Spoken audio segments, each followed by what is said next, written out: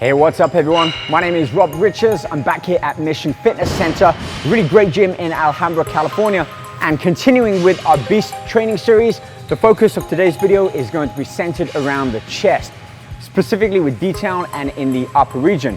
I'll be taking a look at 3 superset exercises, but first let's get started with stretch mobility and a warm-up routine. And hey, don't forget, check out beastsports.com for the full article, all of the images, the video, sets and reps from this workout today. Let's get started on our first stretch and mobility warm-up.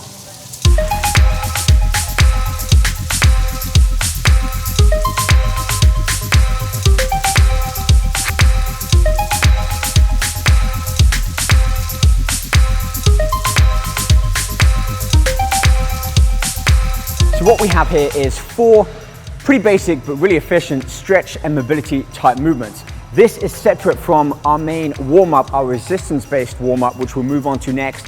All I'm doing is spending no more than 5 or 6 minutes here performing each of these movements for about 20 seconds. And what I'm really doing is focusing on my breathing as well. Taking a big deep breath in through the nose. As I slowly exhale through the mouth, I'm relaxing my muscles and moving a little bit further into that position. 2 of the movements you see here using the resistance bands or pull-up bands is I'm getting my muscle to that point where it's stretched, I'm holding tension in it, but instead of just holding an isometric pose, which we'll be doing later on in the workout, I'm taking the muscle through much more of its range of motion, almost to the end, pausing there just to allow that muscle just to start to relax a little bit so I can get deeper into it. The benefit of this is you get much more increased blood flow into that muscle area. With that blood comes nutrients, oxygen, fuel for the muscle, and a much lower risk of potential injury. Certainly if you're using heavier weight or you're taking the muscle through an extended range of motion than you might normally do in your everyday to-day activities. I really do recommend that you spend at least 5 minutes committing to these movements, focusing on your breathing and really feeling that muscle start to warm up, because when we go onto the warm-up and get that blood pulled into that area, you're going to be ready, you're going to be feeling ready both mentally and physically to then start loading up those weights for much of the resistance-based movements. So let's go check out our warm-up, resistance-based warm-up, and then we'll get back over here and start on our first working set.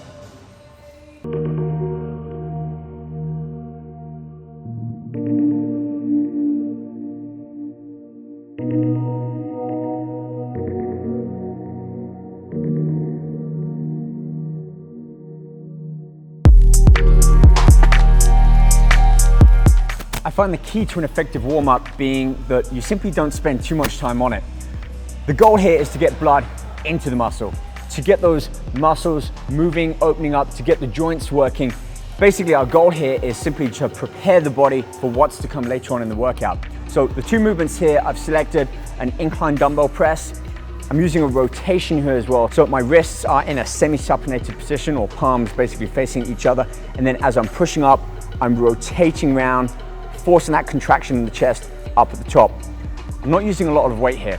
The goal is not to take the muscle to the point of failure or exhaustion. It's simply to get blood into the muscle and warm everything up. So use a light weight. Don't be aiming for a weight that's going to get you reaching failure on that 7th or 8th rep. This is our warm-up. Save that for the main workout. So 12, 15 repetitions for the incline press, and then immediately I drop this down onto a flat bench, use lighter dumbbells still. I really want to open up the pectorals as wide as I can. Remember, I've already gone through my stretch mobility, so I'm feeling nice and loose with some great mobility around my shoulder. I'm not feeling any issues around my elbows or shoulders, so that was time well spent. 5, 8 minutes for this warm up, 2 sets at most, then we can move over.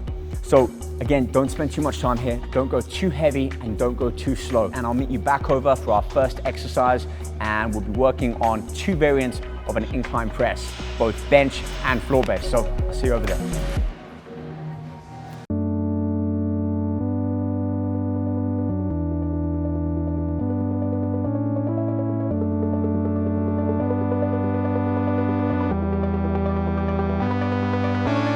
First of our 2 chest exercises here starts with a modified incline bench barbell press. Now, from looking at the video, you're probably thinking I'm up way too high to really be working my chest, and in fact, I'm working more of my front shoulders. Well, to a degree I am, but because of the modification and really the width of my hands, I'm bringing it much closer than keeping a standard grip. I'm aiming to bring that bar down to pretty much up where my clavicle area is. So unlike most incline presses, you bring it down towards the upper region of the chest. I'm keeping my elbows much more rotated inwards. In fact, much more like a powerlifter would use when they're pressing the weight up, rather than more of a bodybuilder where their elbows tend to be rotated outwards. The benefit of this, and also in that really steep incline level where I'm not sat on the bench, I'm actually stood up, resting my lower back against the bench, supporting all of that weight. And as I bring it down to the upper clavicle area, my elbows are in, get a really great pump in my chest. So much so that I'm unable to move the same amount of weight as I might doing a conventional incline press. So take note of that. I've lowered the weight. This isn't about a muscle building or even a strength aspect of this program. This is all about working on the detail of the chest. So ideal if you're getting ready for a competition, doing photo shoots, or really just want to polish off your physique because you built enough muscle. Immediately after reaching my 12th and final rep on that incline press, I'm moving immediately onto the second exercise, which I've set up as a floor-based landmine chest press. Now, this may or may not have been something you've seen before, but it's really easy to do. If you don't have a landmine attachment, place the barbell against a corner, put a dumbbell over it so that it's got some leverage, and then using one plate, typically a smaller plate, a 25 or a 35-pound plate. Then what I'm doing is cupping my hands, having the bar between that, kneeling a little bit further back, and as I push up, keeping my elbows in again, I'm getting that tremendous pump in my chest. So in summary, both of these exercises will focus on the upper region of the chest, but also both in a different manner. This is a superset back and forth, so 12, 15 repetitions at most. We're gonna perform 3 sets of these, allow enough time just to recover before moving back onto that incline press. 45 seconds to a minute at most. Within about 6 minutes, we're done on here. We can move on, take a look at our second working superset chest exercise.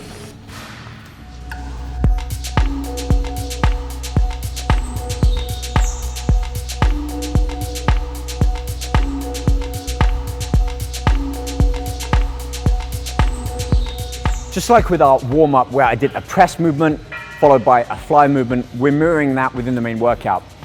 These 2 exercises both focus on an opening fly movement of the pectoral, one using resistance, one using more of a banded resistance, and both work really well together. I start with a low cable single arm fly. Typically you'll see these performed with dumbbells or with cables, but usually always from a high to midpoint. So the real benefit I find of working this low cable fly movement as opposed to from a high to midpoint is simply it's more challenging from a different aspect of that muscle. From here, as we bring up that arm, not only are we getting a much longer range of motion than we would if we're doing 2 arms together, where they always stop at that center point. So I get an extra range of travel to be able to work and contract that pectoral. Don't need too much weight here. You don't want to be throwing yourself off balance. So start with a lighter weight, build up to a point where you're feeling the pump and that burn in the muscle more than simply just trying to move as much weight.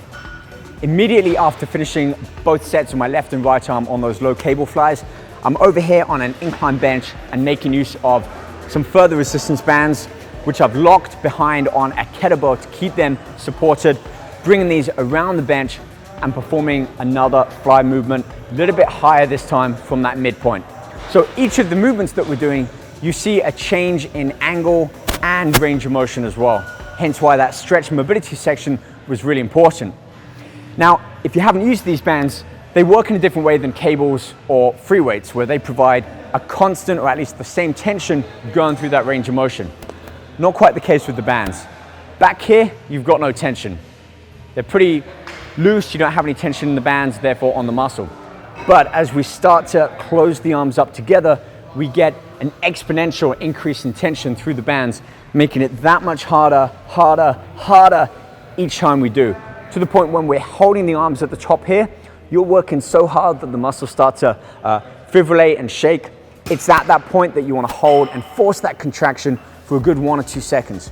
Slowly open back down as you take that breath in, and as you exhale and draw the hands in, really focus on consciously engaging, squeezing the muscles in the pecs and holding them at the end.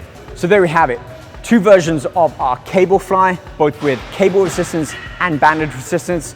And let me tell you, if you haven't tried these, give them a try. It leaves you with a really fantastic burn in the chest, a great pump, which is exactly what we need moving on to our third and final working set for our chest combo. So I'm gonna see you over there.